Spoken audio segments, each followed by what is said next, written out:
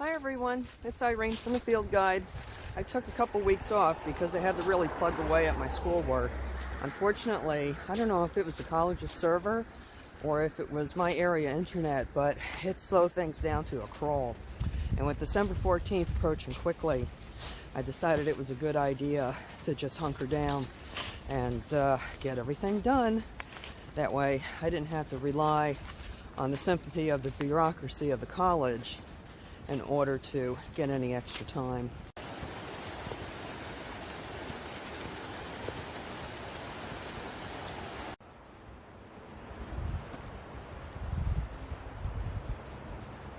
This is a really cool building. It's got some age to it, but it's definitely not 18th century. Cool door hinges or fence hinges. Neat looking bench back there. Somebody lost their temper on a teapot. Great wood cook stove right there. And an old drum carcass. God knows what was in that. But this is, it's interesting. This is property in Putnam County that belongs to the Garrison Union Free School District right now. In fact, it's called Garrison Union Free Woods. I don't know the history of this building. The Putnam County Historical Society has been closed, so I can't exactly get in there to do any extensive research, but there's also a road reflector in there. I don't know if you can see it right there.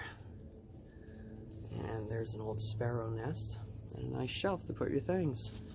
If this wasn't protected land for hiking only, no hunting, it would be a great place to hunt.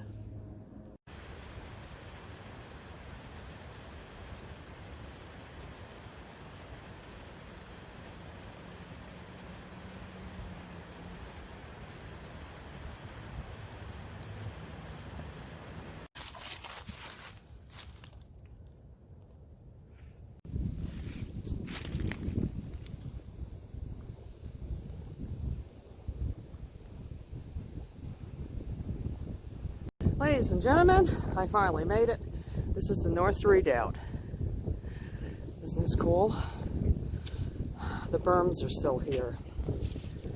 Now, I have never been up here, although I don't live far, but I'm so glad I came up today because this is really awesome.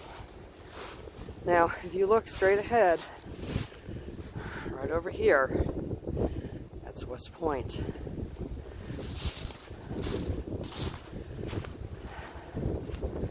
And there is the gateway, right there, to America in the 18th century during the American Revolution. If West Point was given up or sold by Benedict Arnold, all of this would be under the King's rule.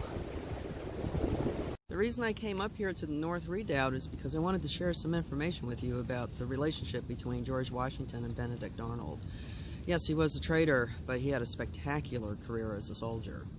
And West Point, on Monday, September 25th, 1780, George Washington was coming up to do an inspection. This was after he had appointed Benedict Arnold Commander-in-Chief of West Point.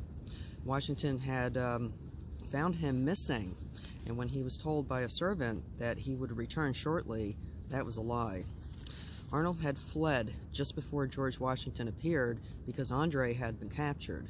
Now, Andre would have been released if they could have found Arnold to take his place, but Arnold was on his way to the HMS Vulture, a British warship. As Washington found out what the problem was, he said, "Whom can we trust now?" The amount of money that he was going to sell us off for, to sell West Point for, was 20,000 pounds sterling. It's really a shame because he had a fantastic military career. It began April 1775 when he led his Connecticut militia company in the seizure of a local powder magazine by wording the justice of the peace that none but Almighty God shall prevent my marching. The next month, he teamed up with frontiersman Ethan Allen in capturing Fort Ticonderoga, a British stronghold that held vital stores of artillery. After that, he rounded out his year by marching 1,000 men through the backwoods of Maine in a daring attempt to capture Quebec. Only 600 men survived that march. Arnold sustained injuries. One was a leg wound during the Canada campaign, and later he was shot through the left thigh while leading a pivotal charge of 1777's Battle of Saratoga. And I believe that if he had died during Saratoga, we would have towns, streets, monuments, buildings, and people's sons named after Benedict. Being such a traitor, George Washington decreed that Arnold's name never be mentioned again. There is a law in America through Congress that you cannot chisel his name in stone or mold it in metal. After Arnold fled, leaving Andre to hang, he went to Britain, where he didn't really fit in because he was always on the fence of America and British. He married a loyalist, and unfortunately, before he died in 1801, June 14th, he said to his wife, now this is some serious regret, he said, "Let me die in my American uniform, the uniform in which I fought my battles. God forgive me for ever putting on any other." Looking west from Putnam County across the Hudson River, right there. These lights you see up here, that's Mickey Stadium and the Holliday Center, where the basketball and the hockey is played at West Point. Thanks for joining me, everybody. Please like, subscribe, share, and leave a comment if you'd like. I appreciate you watching. Take care, all. And I'm sorry about the wind. It's such a windy day today, but it sure is exciting to be up here. Thanks for joining me. Take care.